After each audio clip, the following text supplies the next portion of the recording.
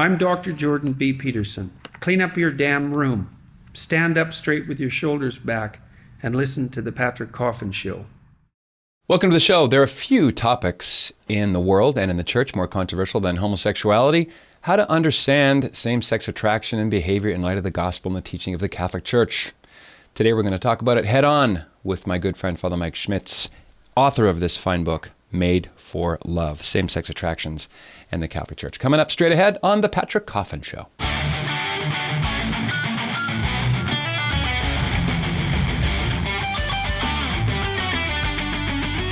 Yes, indeed. Welcome to the show. Thanks for hanging out.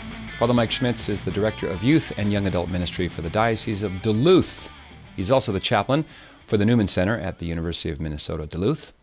He is a writer and a speaker, and he is crushing it on YouTube with his amazing Ascension Presents commentaries. His latest book's titled Made for Love, as I mentioned, Same-Sex Attractions and the Catholic Church. Father Mike Schmitz. It's Smith? Schmitz, you nailed it. Smurf. At the end. It's Smurf. Smurf. Yes, Father Mike Smurf. And the X is silent. Just for the record. SCHMITZ. And no one's ever said anything about my surname either. So, well, first of all, thanks for your priesthood. Thank you. Get that out of the way. Also, thanks for this book. This is a hard topic to talk about because it's been so co-opted by the mainstream media version of what the so-called gay lifestyle is all about. And if you pay attention to a certain sector of the internet, you're going to find angry far-right types for whom the whole topic of homosexuality is one thing, and that is it's one of the sins that cries to heaven for vengeance, and this is sodomy, and why are we extending, olive branches of friendship to perverts? Mm-hmm. Your book takes an awful long time to get to the subject of the book, and I think you're doing that on purpose. How awful? That's the question, though. How awful of a long time? No, awful. I mean, full of awe, in the sense of filled with awe. You want to lay a foundation, which you do very, very well. Why is it important to talk about other things like the love of Christ and the dignity of the human person before we get to the topic of a particular kind of behavior? So in other words, why did you take such an awful long time, Father Mike? No, that's great. Thank you for asking that question too, because I think a lot of times I've spoken with people who have read the book and they said the exact same thing. Wow, it's almost, I'm a half a way in or a third of the way in before you even, actually probably half a way in before you even bring up the topic of same-sex attraction, of homosexuality. How come? And I think by the time you read it, they got it. And the reason why is, one of the reasons why, first of all, is because I want to lay the groundwork. I know that every time that I'm invited to speak on this topic, I have to be sensitive to the reality that there are people in the audience, people in the crowd, who this is not an issue for them. This is not just a kind of a topic. This is part of their life. This is something they experience every single day, whether that's themselves or someone they love. Mm-hmm. And so whenever someone brings up the topic, particularly as it pertains to like Christian teaching or Catholic teaching, there's this fear. And the fear is, oh my gosh, what are they going to say? Okay, you just brought it to the surface. Please don't say anything that I can't be sitting next to my sister who's lesbian, or I can't be here with my child I brought here, or even myself. Like, what are they going to say about me? Yeah. And so the first thing I wanted to kind of address is that this is not that kind of book. That it is hopefully full of the truth of that calling to conversion, but the recognition is that whenever we talk, I think this is true, has to be true now. Whenever we speak about any topic, but specifically this topic, the temptation is to fall into the trap of talking about us and them. It's like, here we are, and here we are as the Christians, here we are as the Catholics who believe this, but then there's them over there. Yeah. And look, I can't believe what they're going through, what they're trying to do, what they're doing, and here we are, us and them, as opposed to each other. And yet, I mean, do we believe this or not? That when you're baptized, you're brought into the body of Christ, brought into the family of God. So whenever we talk about this, we're not talking about them, we're talking about us. It's all us. And the first thing I really wanted to pave the way for was to recognize that all these conversations are not going to be about us, like the quote-unquote faithful Catholics, and them, those who are broken and hurting and rejecting or rebelling against the church. It's going to be a matter of, no, this is about us. This is all of our story. And because that's going to come up later on in the book, because there's a big temptation, I think, in many ways, to make arguments for like exceptionality. Like in my case, I'm the exception. So I really wanted to, at the very beginning, let's lay the groundwork. This is an in-family, kind of an in-house discussion of, brothers and sisters talking about us, not just about us versus them. That's one of the first pieces I wanted to get through. Yeah, and it comes across very well. I'm glad you brought up the exceptionalism part. I mean, we all, to a degree, want to rationalize what we do. This is part of our fallen nature. We want to explain away why, in that particular case, my choice to do that is special. I'm given license, and that's pretty lethal to the spiritual life, to not be able to see the truth about the consequences of your actions. There's a funny anecdote, Father Mike, probably apocryphal, about the deathbed experience of W.C. Fields, the actor, and he was alleged to have been observed reading the Bible by a family member. So the family pours into the room, and W.C., why are you reading the Bible? You've been a lifelong atheist. And he's alleged to have said, loopholes, looking for the loopholes. There's that desire to be the exception, that the moral law and so on doesn't apply to me because of my specialness. Yeah, and that's a really unique thing, particularly when it comes to one of the reasons why people have asked me, how come you entitled it what you did, both the title and the subtitle, Made for Love, and then Same-Sex Attractions, the Catholic Church. Like, why not just say gay, lesbian, bisexual? Why not just say that? And one of the reasons is because there's a big danger when it comes to saying I get my identity, because those are labels of identity. I am gay. I am lesbian. I am bi. As opposed to saying, this is my experience. Yeah. And once we start defining ourselves, we're getting our identity from our experience, then all of a sudden we've made ourselves, we've given someone else, or maybe we've given ourselves permission to let ourselves be less. Because think about this, when it comes to virtually anything I could define myself by. Mm-hmm. And every time I do that, I'm now something less. Right.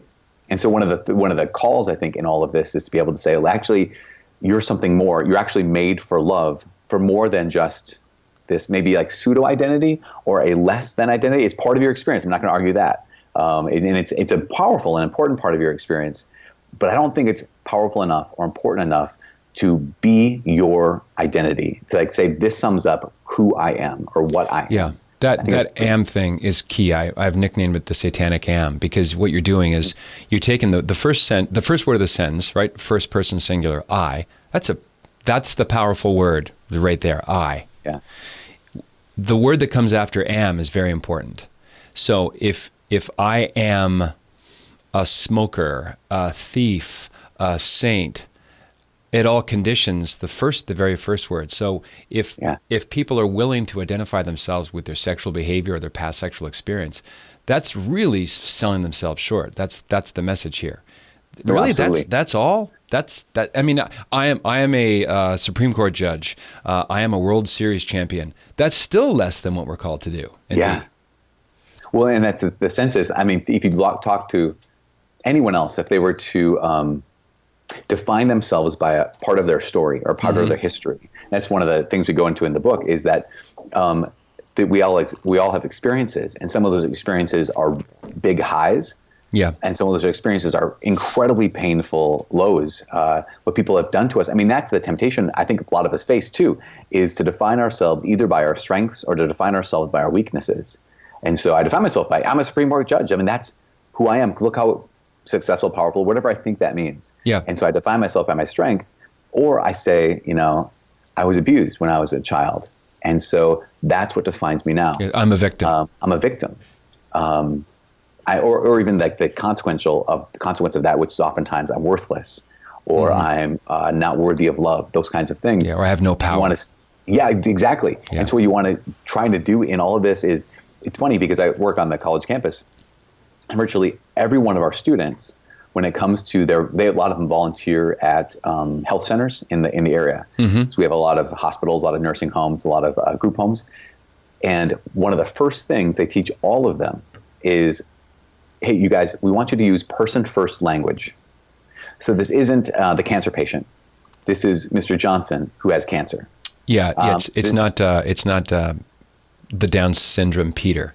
Right. It's Peter Yeah. first. Yeah, And that's great. That person first. And so in this, even the language, at the same time, I have to say, there's a reason why we chose that, and that was because we want to have person first language and affirm the dignity of the person, and then acknowledge their experience, which is important.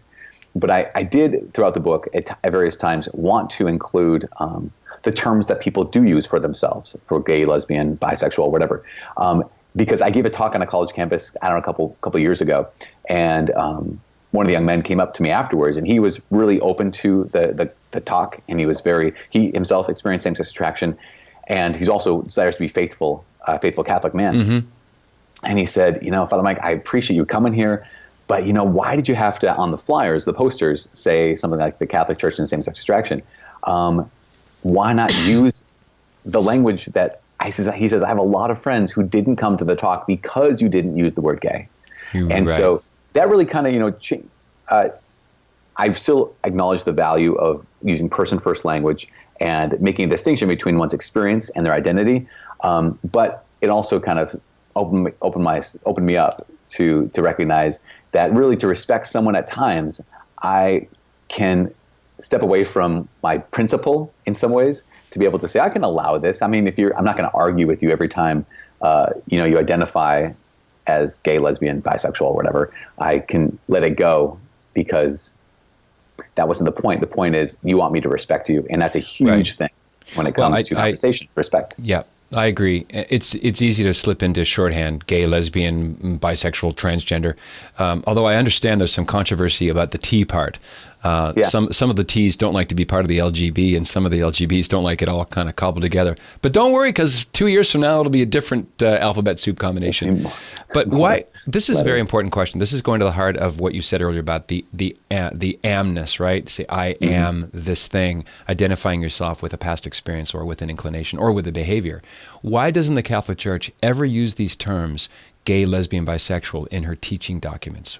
Why do we make a rather sharp distinction between behavior and inclination and not want to go into the identity tag game? Does that make sense? Absolutely. I mean, because what you're asking, it sounds like, is does the church hate men and women who are homosexual? The answer is an absolutely definitive no, that the church does not hate. In fact, the church in its own document says, these are our children, that where we love. What is criticized / condemned, what is prohibited, is acting out on one's desires in this particular way. So acting out on one's same-sex attraction, and that distinction, I think, sometimes is lost on people because of the fact that if I've made this my identity, what you're saying is I can't actually be who I am. So if I say that I'm a gay man, then for you to tell me that I can't act out sexually in that way is you saying, okay, you cannot be your identity. You can't be who you are. And the church is making this two clear distinctions. One is your experience is not your identity. And that's to try to make that distinction in the book, so that when it comes to inclination or attraction versus behavior, that's very clear. Yeah. And what I'm trying to say also is, with the us and them stuff, is when it comes down to it, every one of us experiences desires for things that are not good for us, or desires for things that God himself has said, don't do that thing.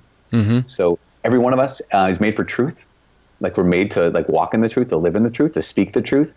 At the same time, at their various times, every one of us desires to avoid the truth, or to distort the truth, or to work against the truth. And we can make that clear distinction between, if I just tell a lie, I can get out of the negative consequences. Yeah. That's not bad. That's just, you realize I'm attracted to lying right now. But that's not a sin, we would say, but actually doing that, acting on that would be the sin. And again, this is where we go back to exceptionalism. Acting out on one's sexual desires is no different. Mm-hmm. It's simply like, this is what I desire. I don't actually have to do everything I desire. I'm a free human being that is made for more than just this. And I can go on and on, but I'll bat it back to you here. No, it's all good. This is why this should be a 5-episode series just on this one thing. There's just so much to be said. Now you have a family contact here. I mean, you openly say that your brother came out to you, and that's an anecdote that you share, which is very I think powerful, because if you're someone who's, and we all are, the bruised reed, someone who's sitting listening to Father Mike or to Patrick or anyone talk about this issue, they're extra sensitive because they, like all of us, want to when they walk in the door, want to defend the behavior. They don't want the church to be right. They want themselves to be right. And they want some sign that you understand personally what it's like. And it's a beautiful anecdote that you share, that your brother coming out, and the new, and this has happened to me as well, so people who've come out to me, that information doesn't change anything about my affection, respect, and love for the person. And that's what throws them often. Oh, I was expecting, a Bible thump or a finger point or something.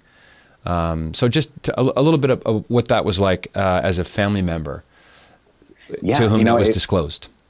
Yeah, just exactly what you said, and what I kind of recount in the book is, that story is his story in so many ways. He allowed me into it, and so it's his, and so I don't ever want to manipulate or what's the word? Kind of like exploit. That's the word. Yeah, that's my job. No, I'm kidding. Yeah, no, but I don't want to exploit his story because it's his, but it also is part of I think the story that the church needs to hear, and that is when he told me, what happens? Well, I give him a hug and said I reaffirmed my love for him, and just said, let's keep walking and let's keep talking about this, and that's kind of what the last X number of years has been, is just the ups and downs of just family. And that's the thing, is it's family. Now, there are some families though that when their son or daughter, their brother, sister, aunt or uncle come out, the immediate response is not necessarily open arms and affirmation of love, and that's painful. And that's one of the reasons why in the book I really try to communicate that our first response is just, okay, this is your story, this is your experience. I'm just here to listen.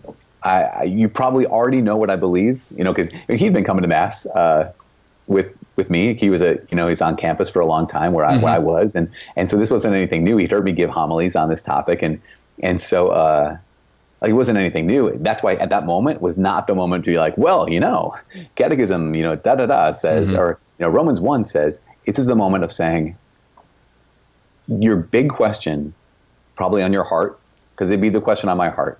It's the question every single one of us has when we go into confession, is, when I reveal this, will I be accepted or will I be rejected? Like, what is going to be the response of the person on the other end of this? And it's always a risk. And that's why our response in those moments should be, I need to affirm to you that I accept you, that I love you, that this is not the moment for me to teach you anything. This is simply for the moment for me to receive what you're saying and ask, is there anything right now that you want from me? Because this changes nothing. Absolutely, this information about you is important because it's part of you, it's your experience, but it changes nothing about how much I love you, and changes nothing about our friendship. And also, here's the next piece. It changes nothing about what I still believe to be the truth. And this is going to be a really important thing, because I recount another story in the book where a young man had come out to his family, and he's talking to one of his sisters, and this particular sister was the right person to talk to about this, because she was kind of like indifferent. She's like, whatever, live your life. I don't care about anything. But one of the things she said to him was, she said, the sooner you accept the fact that mom and dad are not going to change their beliefs about this topic, the happier you're going to be. And his response was, it was a big moment. I mean, that was wisdom right there, and truth, like prophetic, because he was like, no, but they need to like love me. And she said, no, you're asking them to accept you for what all you have and all that's going on in your life. You also have to be willing to accept them for what they believe. That's wise words right there. Because acceptance has to apply the other direction, right? Yeah. Was that helpful to him? Did he take that in the right way? Was that like sort of a eureka moment? It was a big moment, because until then he had been waiting, and he'd been waiting for like, okay, when are they going to come around? Like, at what point are they going to say, you know what? we side with you rather than the church, or this kind of thing. And that freed him interiorly from like, oh, wait, I am asking them to accept me. It's not a one-way street. I have to also accept them. And the good news is that in that family, it was really positive. Like when he came out, it was like, yeah, we still have our rules, but we really love you. And you're always welcome home. Well, that's a way forward, isn't it? Both parties know where they stand, and you can start to move forward as adults instead of preferring a false certainty over a true uncertainty, or always trying to control. We all do this, right? We want, if I can just tinker with my wife's opinions to show her that mine are correct. Right. Good luck. I hope that works out. Well, in that too, one of the reasons why there's so much buildup in the book is because I wanted to establish some first principles. And among those first principles, I wanted to establish that that there's a difference between truth and opinion. Mm-hmm. That in our like pluralistic, relativistic, hyper-information age, I wanted to make the point of saying that I don't know that we are in a hyper-information age, but even more, that's not a problem. The problem is we live in a hyper-opinion age. According to you. According to, yes. Dang it, Patrick. I walked right into that one. But in that, to be able to say, oh, this is just another opinion out of many, or are we getting closer to this, big thing called truth? Yeah. And that's going to be a really big question when it comes to looking at any of this, because how many people have you and I come across, like say like a politician, celebrity, let's go back to politicians, and they're like, oh, here's my stance on same-sex marriage. Here's my stance. It's very really clear. And then it turns out that, a child of theirs reveals that they're gay or lesbian. Big like, okay, time. I'm going to reverse that. And I'm going to reverse my stance and this whole thing. And you think, oh my gosh, did you have no principles? You just believe this because it didn't affect you. And now because it affects someone in your life, you're going to completely flip. Well, that might be, I don't have any principles, or it could simply be, I didn't know what I was basing my stance on. Well, if a politician said that, what you just said, I think that would be a recipe for success. If I heard a politician say that, look, I know I'm a Christian and I believe that marriage is between man and woman, but my son came out to me saying he's homosexual, I'm rattled, and now that it's a personal thing, I wish I could just continue with business as usual, but I have to rethink this. I would respect a politician like that, because they're not glib about it. They realize now it's come home, literally home, as opposed to, oh, well, I know Junior says he's gay, therefore my whole political world lens is going to change. That I don't really respect. But you're making a really good point. Yeah, so I would say the same thing. If I need to reassess, but then what is that based in? I need to reassess, why do I hold this position? And that's an interesting thing too. I don't want to jump all over the place, but one of the things that I discovered, and just anecdotally, and speaking a lot of times, I'm, as you mentioned at the beginning of the show, the director of youth ministry for our diocese, as well as campus ministry for the university. And one of the things I realized was that when the same-sex marriage debate was happening, that there were a lot of our students, a lot of our young people who were really for the redefinition of marriage. Yeah. And yet when they were asked, like, why? Why are you for this? Because it's in a normal conversation, not like antagonistically, but just why?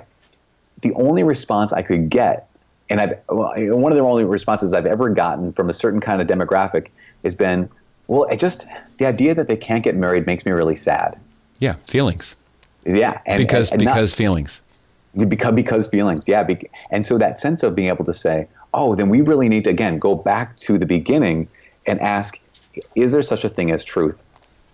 Because if there isn't, then it's all there is opinion and utility, your preference or what works. Yeah. But if there is something that's bigger than that, then we need to find out what that is first, and then be able to base our decisions off of something more than just, my gut or my compassion, because we want people to be compassionate. The compassion without truth. Who is it who said compassion without truth leads to the gas chambers? I believe I said that. I believe. I think Patrick Coffin said it once. He said it back in 2008, I believe. Yeah. I remember it was a big moment for me. I forget the year, but you're the historian of my thought. But anyway, go ahead. Yeah, that's true. The truth without love versus love without truth. They're both deformations. Yeah. They're both deformations. Absolutely. And so what I think the point of the book that I've written here was meant to be, here's an attempt, and it's not perfect, obviously, but an attempt to bring both of those together. Here's the truth of what the church teaches. Here is how it can be presented through the avenue of love. And how love? Well, if we approach it as family, if we approach it as not an issue or topic, but like, no, this is about real people with real lives and real hearts, then I don't know how you could approach it in any way other than with love, unless you don't have a heart. Well, let's just play, I like to play flip it around. Does the other side, the activist side that are angry, do they approach the issue with love? That's a good question. I know there's some people who do. I think of some people who, to assume that everyone who disagrees with you is not of goodwill, I think would be hasty and not rooted in reality or not rooted in truth. I entirely agree with you. And there are some people who are good-hearted who just think the church is wrong, and they're not trying to be hateful, activist type, full of anger. I guess my point is the church is always accused of approaching it from a hateful, bigoted thing, and that it's a stereotype. It doesn't really have. In fact, it's not even as good as a stereotype. It's a canard. It's not true. It's a diehard myth. The Catholics can't wait to criticize homosexuality. I'm a lifelong Catholic, Father Mike. I have never heard one homily ever on homosexuality, not one. And sometimes even some of the readings I've seen lectors omit bits like Romans chapter 1 or the section in Corinthians where Paul lists those who will not inherit the kingdom of heaven. Homosexuality is embedded in another list. We don't talk about that. It's like there's a special status to the gay thing. It's like so many people outside the church or within the church who want to move for change have this line of thinking that suggests that the church is inherently homophobic. And that if only the evil institutional church would change, then would there be rainbows and unicorns? And I find most people either they don't understand or they don't really care, or they, it's not as much of an issue for people inside the church who love Christ and want to make him loved. But if you're on the outs and you want to come home, as I think a lot of the anger, I always say there's no such thing as guilt. There's only lapsed Catholic guilt.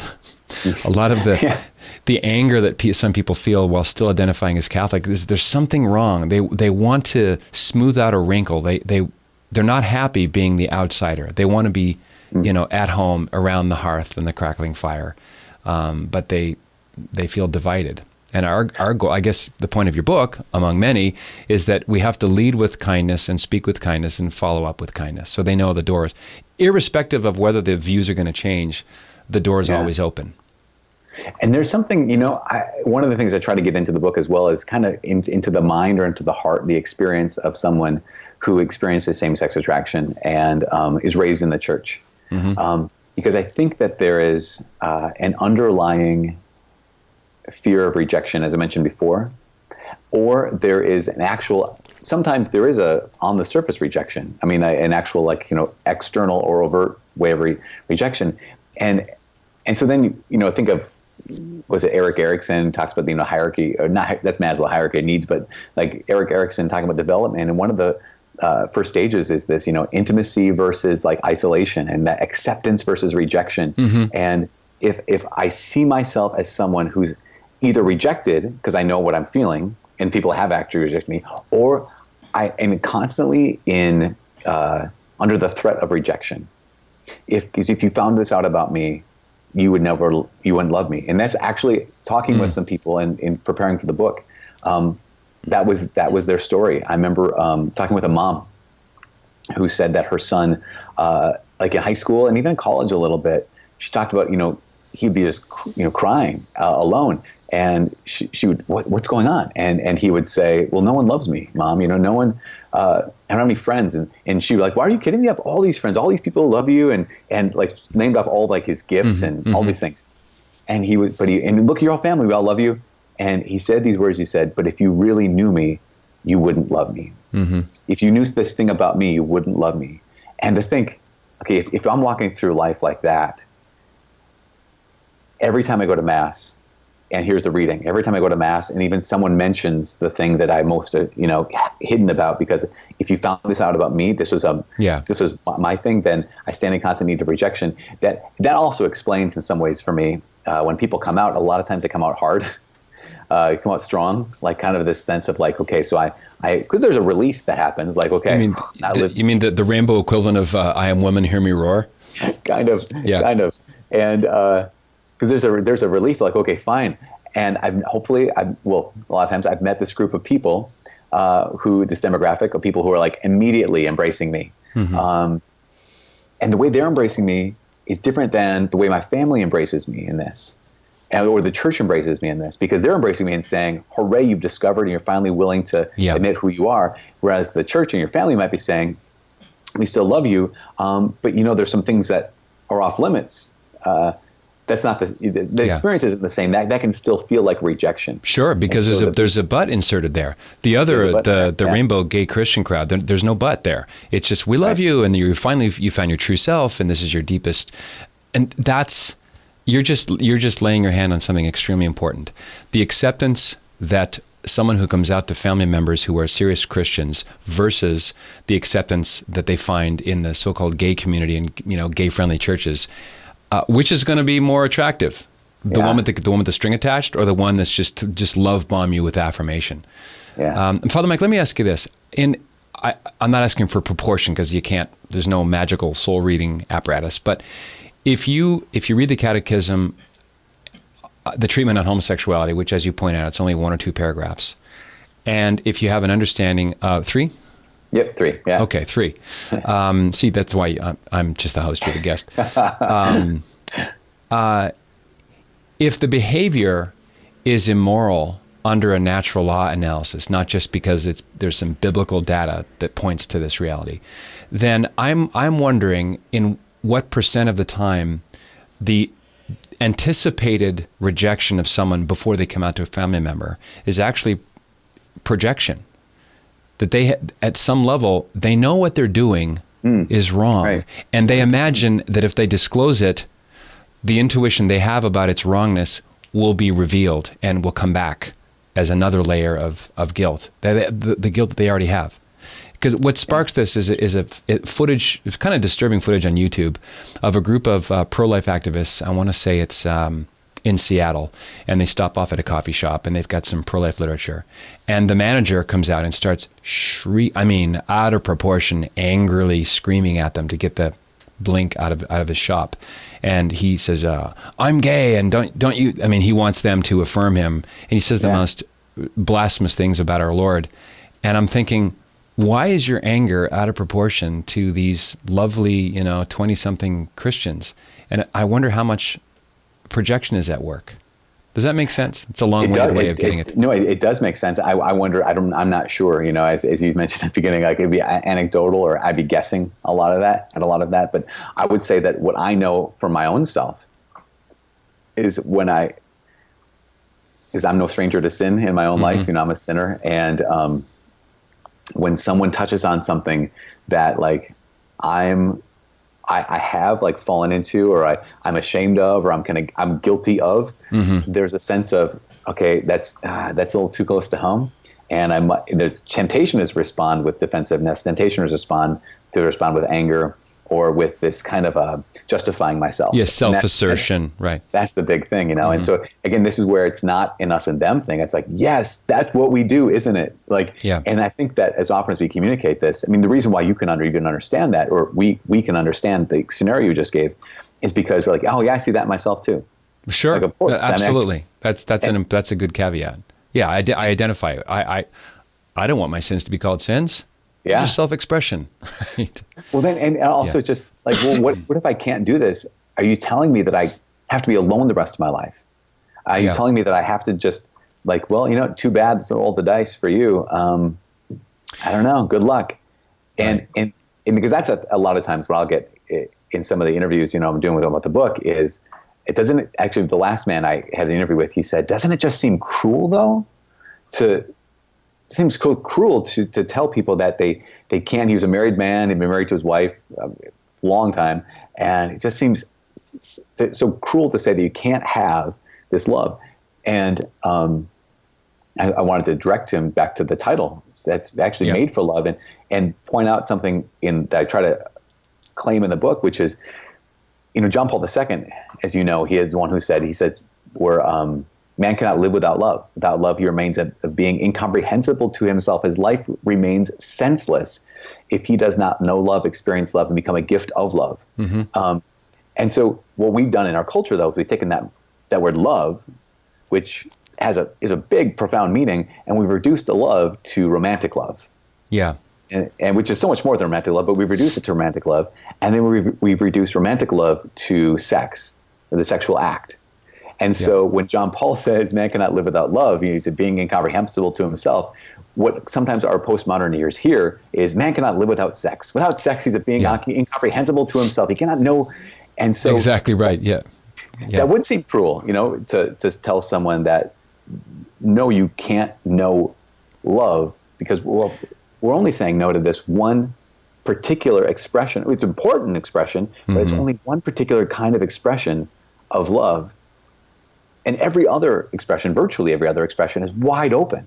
I remember talking with a young woman, again, at a college campus. I was giving a presentation on this topic, and afterwards, a question and answer session, and she raised her hand, and she said, well, I thank you for your presentation, and cleared up some things for me, but I have this for you. My girlfriend and I, she makes me more patient. She makes me more generous. She makes me a better person. I was not a very good listener. She's taught me how to listen. Like, all these kind of things are great qualities. And she got done and said, why would you say that's wrong? And she got done, and I was able to say, actually, everything you just described, the church would affirm. They're all good. They're all good qualities. Yeah. And phenomenal friendship. And the one thing you didn't describe about maybe what I would maybe assume your relationship has is a sexual component to it.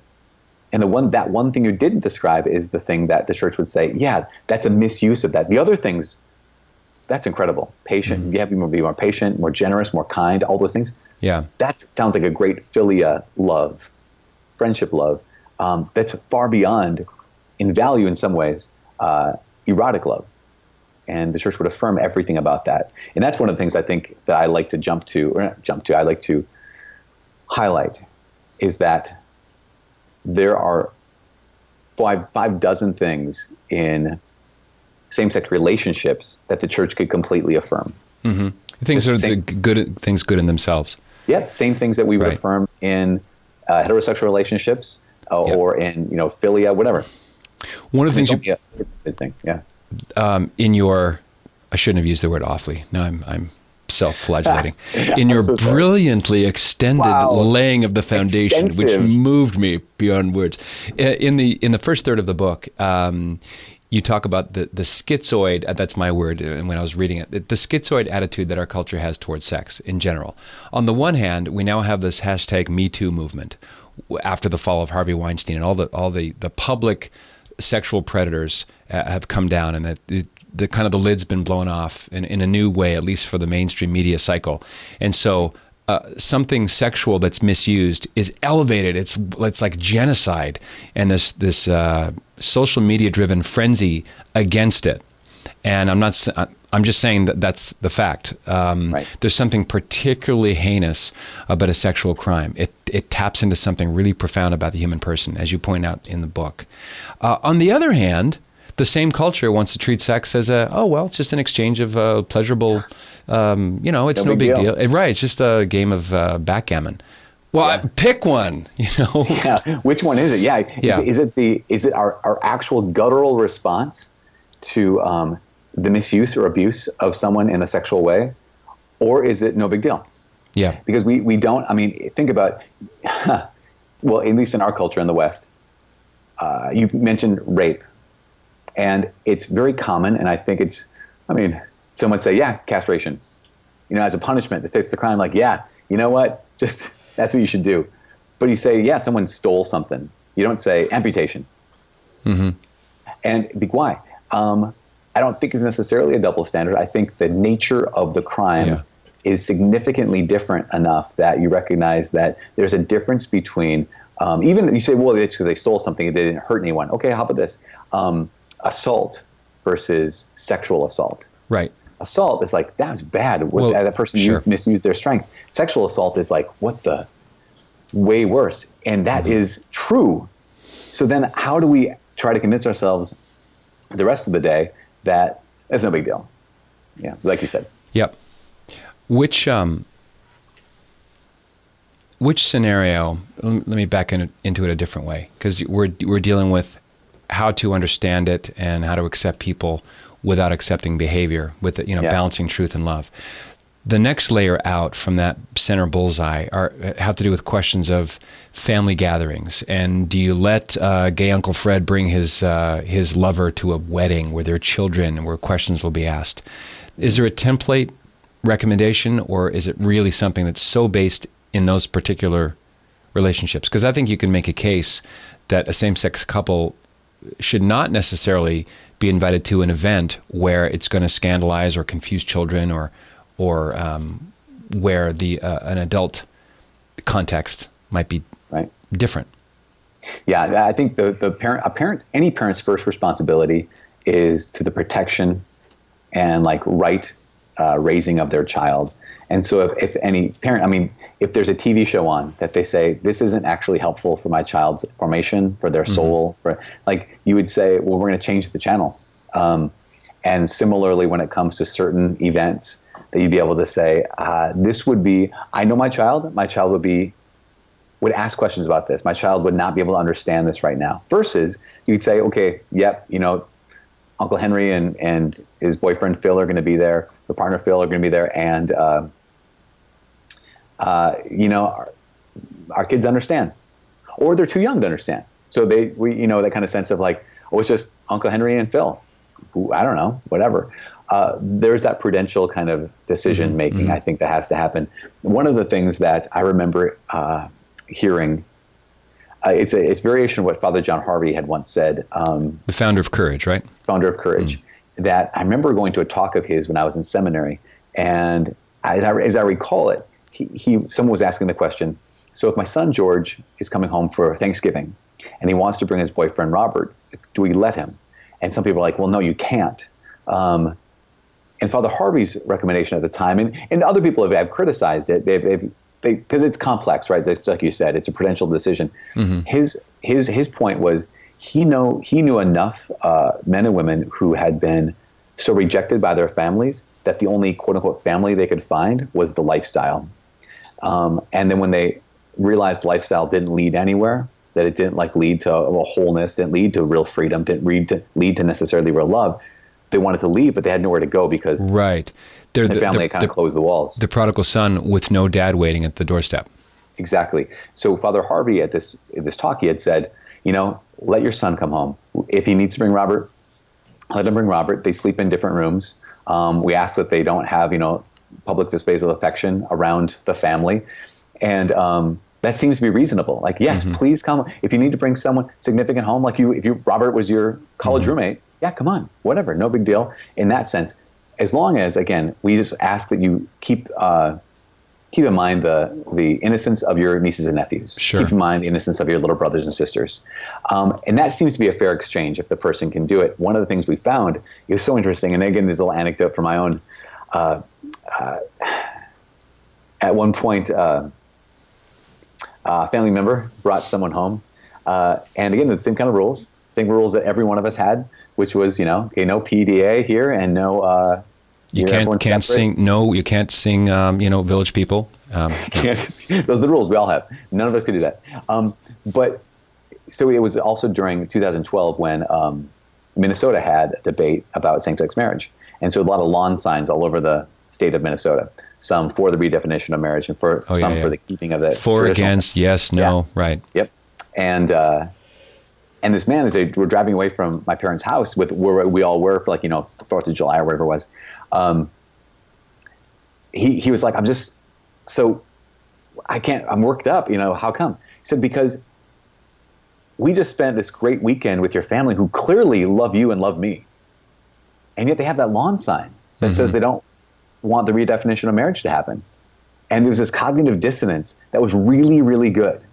Because the stereotype is either you celebrate everything I choose and do, and that means you love me, or you must hate me. Right. That's the false choice you talk about. It happens a couple times in the book. Yeah. Good. And yet in this experience, he was like, wait a second, they really, really cared about me. And yet they still disagree with this redefinition of marriage. And that was really good. It was great. It was the only way we could not have witnessed to that if we hadn't said, yes, come on to the home. Sure. Now, come to the home, but also please keep in mind your nieces and nephews. Yeah. They don't need to, some of them are this age, they don't need to know this kind of thing. Last question, Father Mike. In your pastoral experience, have you met someone who it was really committed to the gay lifestyle, male or female, who had a strong, close relationship with their father? That's a good question. I can't think of anyone that I would know of. Yeah. I've interviewed the late Dr. Joseph Nicolosi, sort of the godfather of National Association of Repair Therapy of Homosexuality, and he noted that the word reparative is not, it's a misnomer because it suggests, I'm like a Buick and you're going to repair me. The insight there is that the behavior itself is an attempt to repair this deep father wound.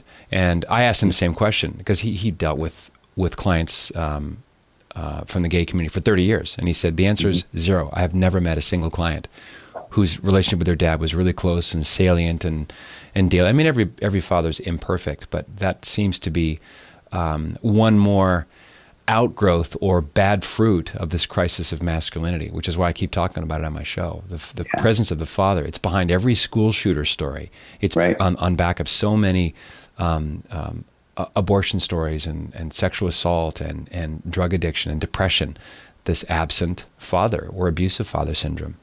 Yeah. No, I have 2 points, if you don't mind me making them. I have encountered people who experience same-sex attraction who do have a close relationship with their dads. It's typically those men who haven't dived into the lifestyle. They still have the same experience, but not necessarily the same actions. So they're committed to chastity, you mean? More or less? Well, more or less, in the same sense that a lot of people are committed to monogamy. I mean that. That's actually funny. I'm committed to chastity, more or less. but that sense of like, okay, everyone's still weak, and so there's that sense of like, okay, here. There's some people who, lack of a better phrase, I guess, I use the term enter the lifestyle. The lifestyle being a lot of hookups and a lot of kind of easy sexual encounters. I've never met anyone. I've met some men who have close relationships with their dad, but none of them who've entered into that. Yeah. Some who have looked for relationship and looked for closeness, but not someone who's like kind of whole hog went into that kind of a lifestyle. Sure. I don't, because it's a very powerful connection with the father, but I think it probably even has something to do with how they express or attempt to live out that wound, whatever that is. It can have something to say about that. Well, as the Catechism says in its 3 paragraphs, dealing with it, is that the Genesis is mysterious. We're talking about something, human beings are complicated, and then you've got original sin, you've got your own past biography. So I think the Catholic faith's approach to this is wise because there's no magic bullet. There's not one thing. It's a multi-tentacled phenomenon. And we didn't get into where is all this in the Bible because we're out of time. But that's my way of... Go ahead. Is it okay, Patrick? After one more thing, I know you got... Yeah, there's one more thing you wanted to say. Yep. But there is one more thing. And it's that I have encountered a great number of men and women who experience same-sex attraction, who are committed to chastity, who are incredibly happy. Yeah, me too. And I think one of the things that we don't often see is we don't necessarily see that. I think a lot of times that we hear, my son said he's gay, or my aunt, this sister, whatever, and we think that's a death sentence. And one of the reasons, oh no, not that kind of a thing. Now, of course, it's painful and it's a heavy cross, heavy burden, but at the same time, so many people who experience that have very, very full lives. Even though they're committed to chastity, they are made for love, and they experience that love. And I think we need more and more men and women who come out and say, yeah, this is my experience, and I am also committed to Christ, and committed to chastity, is I think it's going to rewrite the narrative. I think it's going to really change people's minds and hearts, And more probably than a book. I think could you're do. right. And I think their voices, I'm thinking people like Daniel Mattson and Joseph Chambra, other people who are living ambassadors of the courage apostolate. Because of the digital social media revolution, their voices are able to get out there. Look, when you fall in love with Jesus Christ, who gives you the power to be the person you want to be, who's love himself, that's the game changer. And that's why chastity is not the death sentence. Actually, staying in the lifestyle is more like the death sentence. So that's a revolution. Thanks for your priesthood, Father Michael Schmitz. Thank you for all of your work and who you are, Patrick Coffin. Thanks for this book as well, Made for Love, Same-Sex Attractions in the Catholic Church. How can folks connect with your Ascension Presents rants and commentaries? Rants. They can go on YouTube and go to look at the Ascension Presents channel. We have weekly homilies on bull.catholic.org or through iTunes. So one of them are roughly 7 minutes. The others are roughly 20 to 25 minutes. And they're all awful in the sense that they fill you with awe. No, they fill you with awe. Awestruck. In your next appearance, we'll talk about, and this is a nice tease, how you almost became Mr. Angelina Jolie's ex. Yep. Could have been. That's a true story, too. All right. Thanks again. Godspeed, and we'll connect. Thanks so much. God bless. All right, you too. The book's called Made for Love. There's a link at patrickcoffin.media to all the things that we discussed today, including some of the biblical anchors and how to connect with Father Mike on Ascension Presents on the YouTube. This is the Patrick Coffin Show. Be a saint. What else is there?